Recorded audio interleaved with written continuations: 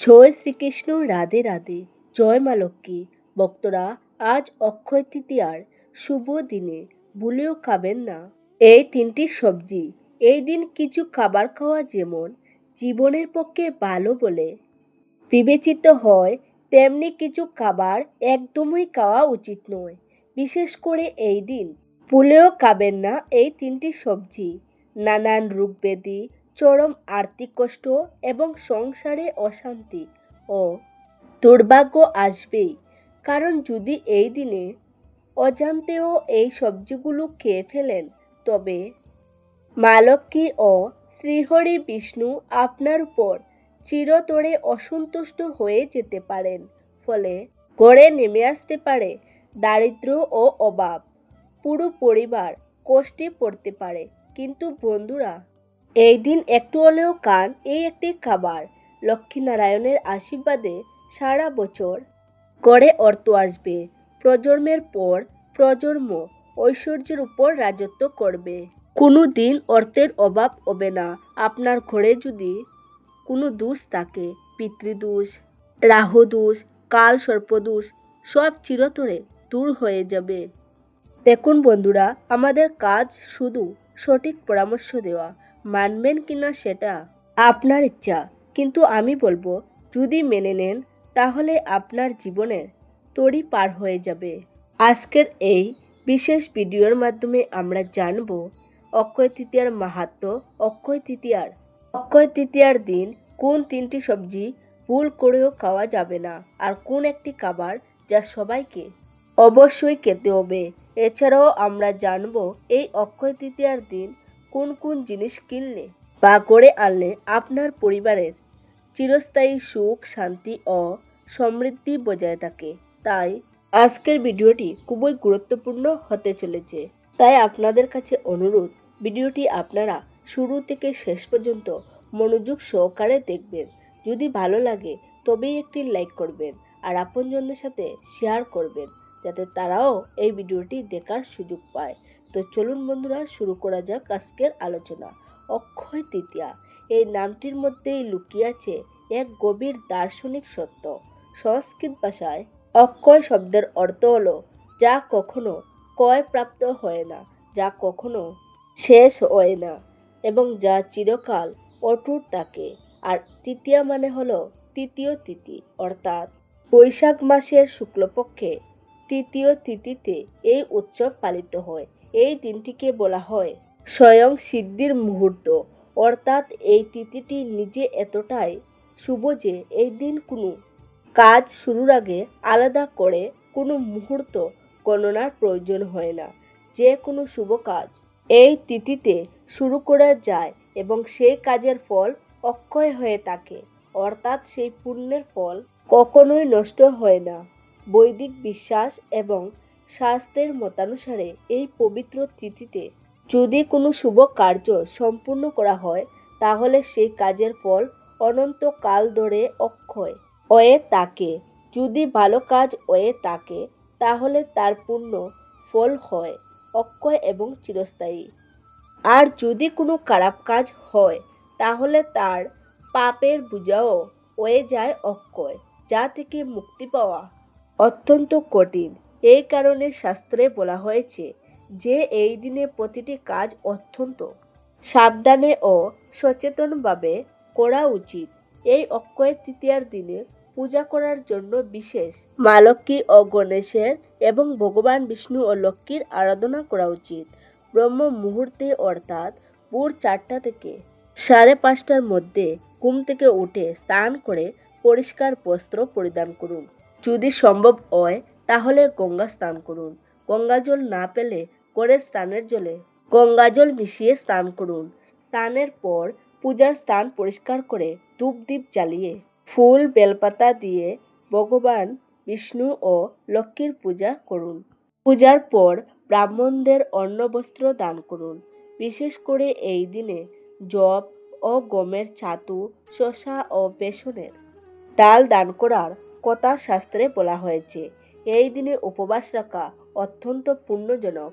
যারা সম্পূর্ণ উপবাস রাখতে পারছেন না, তারা নিরামিষ খাবার খেয়ে এই দিনটি পালন করতে পারেন। অক্ষয় তৃতীয়ার উপবাস রাখলে আপনার জীবনে সৌভাগ্য, সমৃদ্ধি এবং আধ্যাত্মিক শুদ্ধি আসে বলে বিশ্বাস করা হয়েছে। এই শুভ দিনে গঙ্গা স্নানের মাহাত্ম্য অপরিসীম। শাস্ত্রে বলা হয়েছে এদিনে গঙ্গা স্নান করলে সমস্ত পাপ ধুয়ে যায় এবং মোক্ষ লাভ সহজ হয়। এই কারণে অক্ষয় তৃতীয়ার দিন গঙ্গার ঘাটগুলিতে লক্ষ লক্ষ পুণ্যার্থীর ভিড় জমে। হরিদ্বার, বারাণসী, প্রয়াগরাজ, গঙ্গাসাগর সহ দেশের সমস্ত প্রধান তীর্থস্থানে এই দিন ভক্তির জল নামে। এছাড়াও এই দিনে পিণ্ডদান, তর্পণ বা অন্য যে কোনো ধরনের শ্রাদ্ধ কর্ম করা অত্যন্ত শুভ ও পুণ্যজনক বলে মনে করা হয়। পূর্বপুরুষদের স্মরণে এই দিনে তর্পণ করলে তাদের আত্মার শান্তি পায় এবং পরিবারের সুখ সমৃদ্ধি আসে। এই দিনটি নতুন ব্যবসা শুরু করার জন্য অত্যন্ত শুভ, কারণ অনেক ব্যবসায়ী এই দিনে গণেশ পুজো করে নতুন খাতা লেখেন এবং নতুন ব্যবসায় শুরু করেন। বাড়ি বা জমি কেনা, বাড়িতে প্রবেশ করা বা গৃহপ্রবেশ উৎসব করা, বিবাহের আয়োজন করা, গয়না কেনা, যানবাহন কেনা, এই সমস্ত কাজ এই দিনে করা অত্যন্ত শুভ বলে বিবেচিত হয়। এবার আসি গুরুত্বপূর্ণ প্রসঙ্গে, যেটির জন্য অনেকেই অপেক্ষা করছেন। অনেকেই জিজ্ঞাসা করেন যে অক্ষয় তৃতীয়ার দিনের সোনা কিনতে না পারলে কোন জিনিস কিনলে শুভ হয়। আজকে আমরা সেই 5টি বিশেষ জিনিসের কথা বিস্তারিত বলবো। ভক্তরা, অক্ষয় তৃতীয়ার দিন বাড়িতে যে জিনিসগুলি আনার কথা বলা হয়েছে তার মধ্যে প্রথম জিনিসটি হলো সোনা বা রূপার অলংকার। অক্ষয় তৃতীয়ার দিনে সোনা কেনার প্রথা সবচেয়ে প্রচলিত এবং সবচেয়ে পুরনো। অক্ষয় শব্দের অর্থ যা ক্ষয় হয় না। সেই অর্থে সোনা হলো এক চিরন্তন ধাতু যা কখনো মরীচিকা পড়ে না বা নষ্ট হয় না। শাস্ত্রে বলা হয়েছে এই দিনে সোনা কিনলে তা ভবিষ্যতে বহু গুণ বৃদ্ধি পায় এবং পরিবারে আর্থিক সমৃদ্ধি ঘটে। সোনাকে দেবী লক্ষ্মীর প্রতীক বলে মনে করা হয়। এই অক্ষয় তৃতীয়ার দিনে সোনা কেনার অর্থ হলো গড়ে লক্ষ্মীকে আমন্ত্রণ জানানো। আর যদি সোনা কেনা সম্ভব না হয় তাহলে রূপার কয়েন বা রূপার গয়না কেনাও সমানভাবে শুভ বলে মনে করা হয়। রূপাকেও চন্দ্রের প্রতীক এবং শুদ্ধতার প্রতীক হিসেবে গণ্য করা হয়। তাই আপনার সাধ্যমতো সোনা বা রূপার যে কোনো একটি জিনিস কিনলেই হবে। দ্বিতীয় জিনিসটি হলো নতুন বাসনপত্র। যারা সোনা বা রূপা কিনতে পারছেন না তাদের জন্য এই দিনে নতুন স্টিল, তামা বা পিতলের বাসন কেনা অত্যন্ত শুভ ফলদায়ী। শাস্ত্রে বলা হয়েছে যে তামা ও পিতল হলো পবিত্র ধাতু। তামার পাত্রে জল রাখলে সেই জল পবিত্র হয় এবং স্বাস্থ্যের জন্য অত্যন্ত উপকারী। বিশেষ করে এই দিনে একটি নতুন কলস বা জলের পাত্র কেনা অত্যন্ত শুভ। কলসকে পরিপূর্ণতার প্রতীক বলে মনে করা হয়। বাড়িতে একটি পূর্ণ কলস থাকা এতে প্রাচুর্য ও সমৃদ্ধি বিরাজ করছে। এই দিনে কেনা নতুন বাসনপত্র দিয়ে রান্না করে ভগবানকে ভোগ নিবেদন করুন এবং পরিবারের সকলকে প্রসাদ দিন। তৃতীয় জিনিসটি হলো লক্ষ্মী ও গণেশের মূর্তি বা ছবি।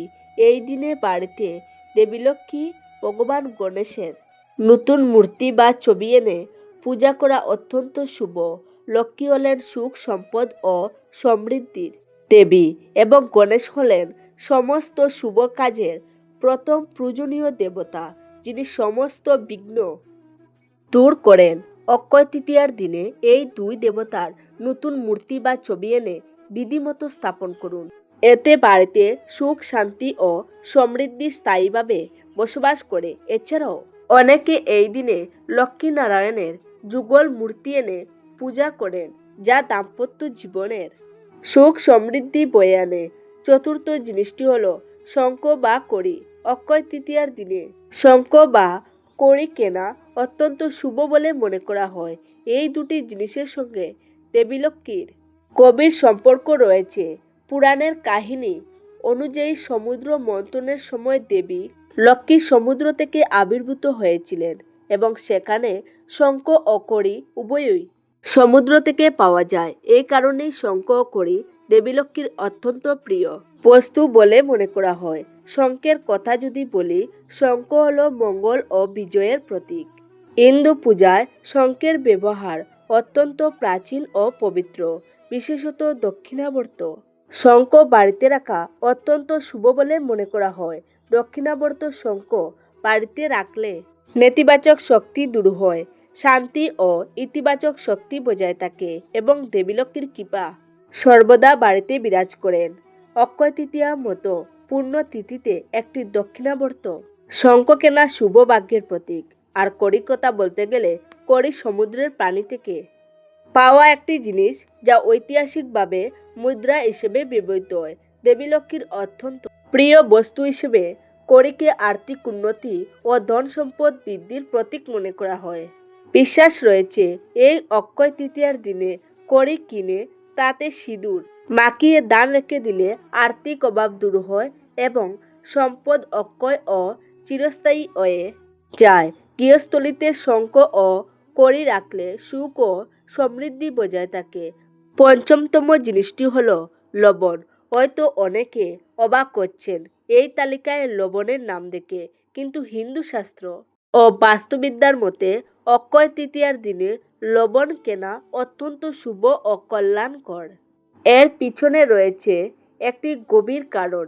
যেহেতু লবণের উৎপত্তি সমুদ্র থেকে এবং পৌরাণিক কাহিনী অনুযায়ী সমুদ্র মন্থন থেকে দেবীলক্ষ্মীর আবির্ভাব হয়েছিল, তাই লবণকে দেবীলক্ষ্মীর অত্যন্ত প্রিয় ও পবিত্র বস্তু বলে মনে করা হয়। এই শুভ দিনে বাড়িতে লবণ কিনে আনলে বাড়িতে নেতিবাচক শক্তির বিনাশ হয় এবং দেবীলক্ষ্মীর আশীর্বাদ পাওয়া যায়। বিশ্বাস করা হয় যে অক্ষয় তৃতীয়ার দিনে লবণ কিনলে সংসারে অন্ন বা অর্থের অভাব হয় না। বাস্তুশাস্ত্র অনুযায়ী এই দিনে কেনা লবণ ও জলে মিশিয়ে ঘর মুছলে বাড়ির চারপাশে বাস্তুদোষ ও অশুভ দৃষ্টি দূর হয়।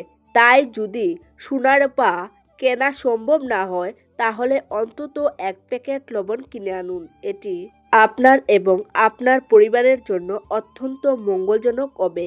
প্রিয় ভক্তরা, তাহলে চলুন এবার জেনে নেওয়া যাক এই অক্ষয় তৃতীয়ার দিন কোন তিনটি সবজি ভুল করেও খাওয়া যাবে না।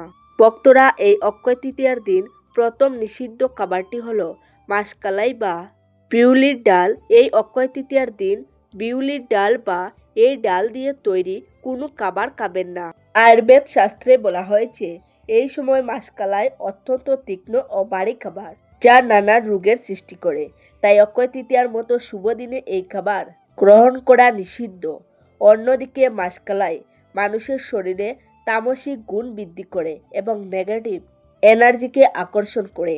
সুতরাং এই দিনে ঘরে বা বাইরে মাষকালাই দিয়ে তৈরি বড়ি, কচুরি, দই বড়া, ধোসা ইত্যাদি যে কোনো ধরনের খাবার খাওয়া এড়িয়ে চলুন। এই দিনে আপনি চাইলে খেতে পারেন সাদা ভাত, ময়দার লুচি বা পরোটা, আলু, ফুলকপি বা বাঁধাকপির তরকারি, দুধ, ফলমূল, পায়েস বা হালকা মিষ্টি জাতীয় খাবার। তবে মনে রাখবেন, এই দিনে নেশা জাতীয় কোনো খাবার একেবারেই গ্রহণ করা উচিত নয়। দ্বিতীয় সবচেয়ে গুরুত্বপূর্ণ নিষিদ্ধ সবজি কুমড়ো। বন্ধুরা, শাস্ত্রমতে অক্ষয় তৃতীয়ার দিনে কুমড়ো খাওয়া অত্যন্ত অশুভ। এই দিনে বাড়িতে কখনোই কুমড়ো রান্না করবেন না। পরিবারের কেউ যেন কুমড়ো না খায় সেদিকে বিশেষ করে খেয়াল রাখবেন। বিশ্বাস করা হয় এই দিনে কুমড়ো খেলে বাড়িতে রোগ ব্যাধি লেগেই থাকে এবং সংসারে অশান্তি বাড়ে, আর্থিক সমস্যা দীর্ঘস্থায়ী হয়। তাই এই দিন কুমড়ো ভাজা, কুমড়োর তরকারি, কুমড়ো দিয়ে তৈরি যে কোনো পদ সম্পূর্ণভাবে এড়িয়ে চলুন। এছাড়াও অক্ষয় তৃতীয়ার দিনে চুল কাটা, দাড়ি কাটা, নখ কাটা এই সবই শাস্ত্রমতে নিষিদ্ধ, কারণ এই দিনটি সংযম, পবিত্রতা ও আত্মশুদ্ধির দিন। ভক্তরা, অক্ষয় তৃতীয়ার দিন তৃতীয় নিষিদ্ধ সবজিটি হলো কচু। পদ্মপুরাণ সহ বিভিন্ন শাস্ত্রে বলা হয়েছে যে ঋতু পরিবর্তনের সময় অর্থাৎ শীতের শেষ ও বসন্তের শুরুতে শরীর হালকা রাখার জন্য কিছু স্কন্দ জাতীয় সবজি ত্যাগ করা উচিত। কচু তার মধ্যে অন্যতম। শাস্ত্রীয় দৃষ্টিতে কচু মাটির গভীরে জন্মানো এবং কফ বর্ধক খাদ্য হিসেবে ধরা হয়, যা এই সময় শরীর ও মনে নেগেটিভ চিন্তা সৃষ্টি করে। বৈজ্ঞানিক দিক থেকেও এই সময় আবহাওয়া পরিবর্তনের ফলে শরীরের পাচন শক্তি সেন্সিটিভ থাকে, আর কচুতে উপস্থিত ক্যালসিয়াম অক্সালেট অনেকের ক্ষেত্রে গলা জ্বালা, অ্যালার্জি, গ্যাস বা অম্বল সৃষ্টি করতে পারে। তাই অক্ষয় তৃতীয়ার দিন কচু খাওয়া একেবারে উচিত নয়। এবার সবচেয়ে গুরুত্বপূর্ণ বিষয়টি শুনুন। অক্ষয় তৃতীয়ার দিন কোন খাবারটি অবশ্যই খেতে হবে? বন্ধুরা, অক্ষয় তৃতীয়ার দিনে পরিবারের সবাই একটু হলেও খান নতুন পটলের তরকারি ও মিষ্টি আলুর তরকারি। এই দুটি সবজি তৈরিতে সৈন্ধব লবণ অবশ্যই ব্যবহার করতে হবে। সাধারণ কোনো লবণ ব্যবহার করবেন না। শাস্ত্রে বলা হয়েছে এই দিন নতুন পটলের তরকারি খেলে শরীরের সাত্ত্বিক গুণ বৃদ্ধি পায় এবং এটি পজিটিভ এনার্জিকে আকর্ষণ করে।